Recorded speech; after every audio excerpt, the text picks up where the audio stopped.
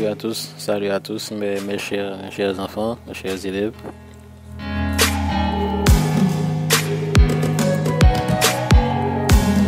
Aujourd'hui, nous allons voir ensemble la société haïtienne dans le livre, c'est thème 3 dans le livre.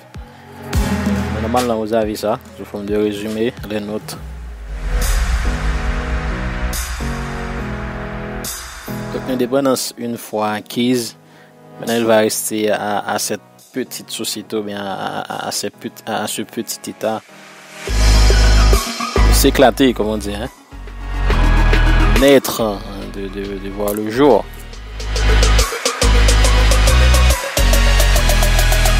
On écoute.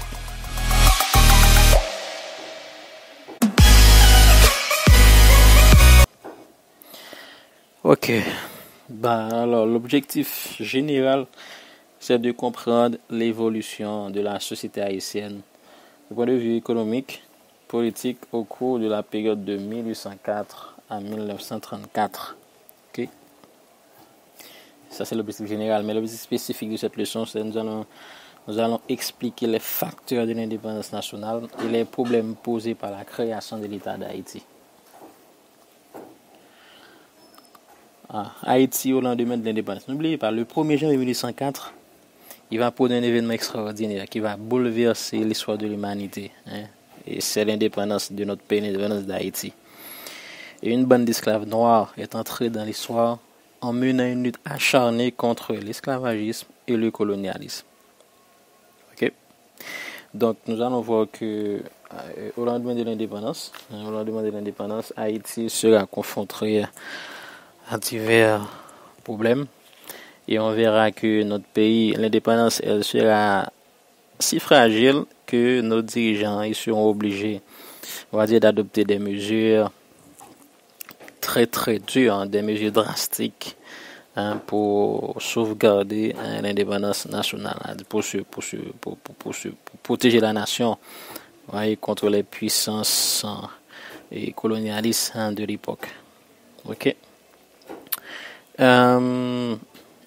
N'oubliez pas, et la République d'Haïti, une fois devenue République, donc avec Dessalines, n'oubliez pas, avec Dessalines. Donc Dessalines, qu'est-ce qu'il va faire? Donc il va obliger de prendre des mesures pour sauvegarder l'indépendance. Ça, c'est le côté nationaliste de Dessalines. Et l'histoire rapporte quatre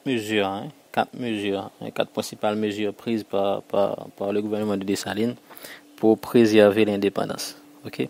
Parce que tant sur le plan interne qu'externe, l'indépendance nationale était menacée. Donc il fallait tout faire pour protéger, pour sauvegarder cette indépendance. Alors, Dessalines, quelles sont ces quatre mesures? D'abord, il y a ce qu'on appelle l'élimination des Français. Donc c'est la première mesure prise par le gouvernement de Dessalines au lendemain de l'indépendance. Dessalines qui a massacré presque tous les Français. Et l'histoire rapporte, sauf il a épargné les prêtres et les médecins. Okay. Et pour Dessalines, alors, les Français représentaient un danger on va dire, dans ce nouvel État, un État fraîchement fondé. Donc il fallait éliminer à tout prix.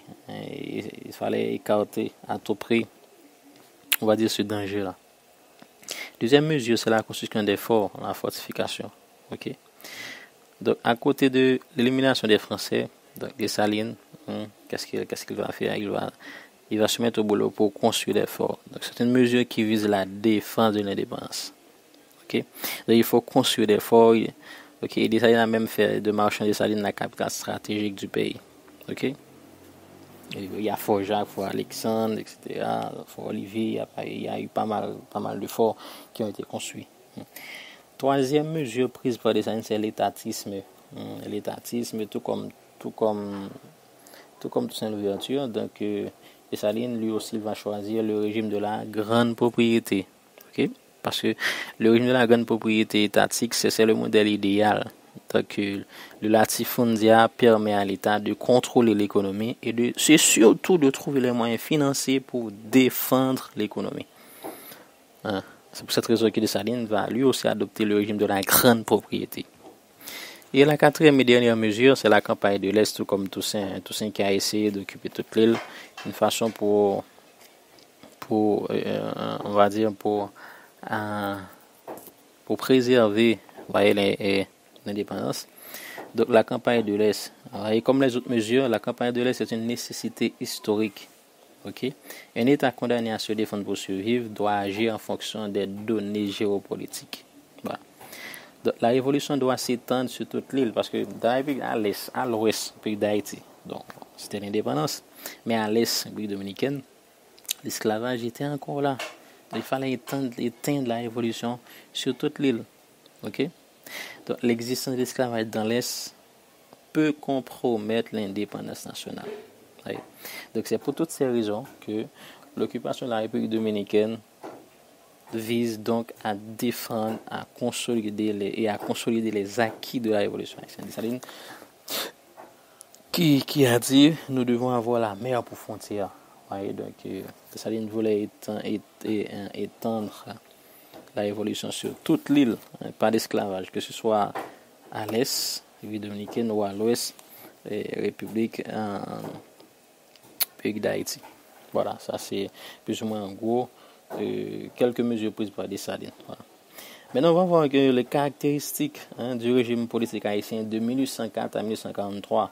Ok, donc de 1804, le lendemain de l'indépendance, jusqu'en 1943. Et le pouvoir haïtien, mais il sera caractérisé par deux choses. Donc, on aura un pouvoir autoritaire et un pouvoir nationaliste. Donc, qui dit autoritaire ou dictature, nationaliste, donc qui vise à sauvegarder les intérêts de la nation. Ok, voilà. Et n'oubliez pas le contexte externe de l'indépendance d'Haïti. Donc, l'indépendance d'Haïti était vue comme une anomalie, comme une menace, comme un défi. Voyez, donc les grandes puissances à l'époque, les grandes puissances colonialistes n'étaient pas d'accord. Ok, n'oubliez pas qu'on a vaincu la plus grande armée de l'époque, l'armée de Napoléon.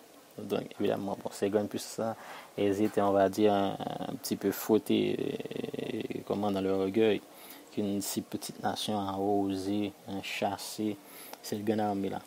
Donc l'indépendance haïtienne, elle était considérée comme étant une menace, un défi, une anomalie, c'est pas possible. Une anomalie parce que à l'époque c'était normal, l'esclavage. Mais comment ça se fait que Haïti, cette petite colonie, Saint-Domingue ne voulait plus l'esclavage? Okay? Donc pour cela, il fallait à tout prix étrangler la jeune nation. C'est pourquoi c'est comme si on va mettre Haïti en quarantaine. On va dire qu'Haïti est dangereuse. Voyez? Haïti est dangereuse, donc on va la mettre en quarantaine. Parce que d'autres pays, d'autres colonies pourraient suivre l'exemple d'Haïti. Ok? Voilà. C'est parce que notre révolution, une révolution spéciale. Donc les caractères de la révolution de Saint-Domingue, une révolution anti-esclavagiste, contre le système de l'esclavage, anticolonialiste, contre la domination de la colonie par la métropole, et antiraciste. Donc c'est pour finir avec les préjugés, le racisme. Ok, donc la révolution haïtienne a rejeté la thèse de Gobineau. Joseph Arthur de Gobineau. Joseph Arthur de Gobineau, il était un diplomate écrivain français. Il a affirmé que les blancs étaient supérieurs aux noirs. Ok, ouais, donc Haïti, avec la révolution haïtienne, on a démontré qu'il avait tort. Ok. Et notre révolution, elle sera également considérée comme étant la révolution mère. Ouais, la mère, c'est celle qui donne naissance. Donc, pour l'historien François Leslie Maniga, la révolution haïtienne est la mère des révolutions. Elle inaugure une ère nouvelle dans la région de la Caraïbe. Ok. Et on va dire également que la révolution haïtienne, par sa nature anticolonialiste, anti-esclavagiste, anti-raciale, c'est une révolution unique. C'est bien une révolution. Qui dit révolution dit chambardement total, renversement total, une révolution unique. Ok.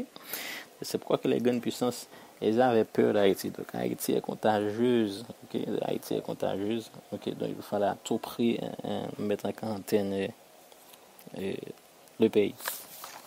Donc je crois que je vais m'arrêter là en gros. Donc c'est plus ou moins le contexte d'Haïti au lendemain de l'indépendance. La prochaine fois, nous allons entrer dans les détails en ce qui concerne les caractéristiques du pouvoir haïtien de 1804 à 1843. On va passer tour à tour. On va voir tour à tour le gouvernement de Christophe, le gouvernement de Pétion, le gouvernement de Dessalines, le gouvernement de Boye, juste pour relever et à travers les actes de ces chefs d'État-là, les caractères autoritaires et nationalistes. Voilà. Donc, je vous dis à la prochaine et bonne soirée. Ciao.